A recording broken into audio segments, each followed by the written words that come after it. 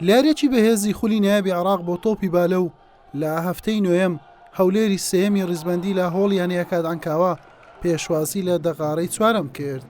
لا گێمەکانی یەکەم و دووەم کوڕانی شاری قەڵاومنارە بە ئاستێکی بەرزتر لە میوانەکان دەرکەوتن و توانیان بە ئاسانی و بە ئەنجامەکانی 25-12 و 25-22 پێش بکەون. یارزانانیانەی دەغارە گەڕانەوە کەشی یاریەکە و لە گێمەکانی سێم و چوارەم دوای ڕکابەرێکی بەهێز هەردوو گێمەکەیان بە ئەنجامەکانی 26-24 و 31-29 بردەوە و ئەنجامی یاریەکەیان بە دوو گێم بۆ هەردوولا یەکسان کردەوە.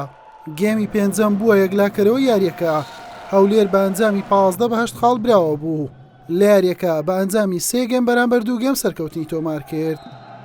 سواز بۆخوا ئەمڕۆشتوانیمان لەوە قوناغی هەیە لە یانی دەغارە بینەوە و ئەو سەرکەوتنە زۆر بۆ مەگرین و بەڕاستی ینی یاریەکە بدایەتی بۆمە زۆر باش بەداخەوە دوو شۆتمان دەوڕان یاریەکە بڕ قڕس بوو ئێمە و بەداخەوە بەهۆی ینی نەبوونی پیشەگەر یاریەکە ئەوای بەسەر دێتن و ئینشاڵڵا بتوانین لە قۆناغەکانی داهاتووش لە یاریەکانی داهاتوو نەتیجەی باش بەدەستبێنین و ئامازمان ئەوەیە کە بەسەرکەوین بۆ قۆناغی چوارگەشە زۆرن ئینشاڵڵا نەتیجەی باشش بەسدێن ئینشاڵڵا.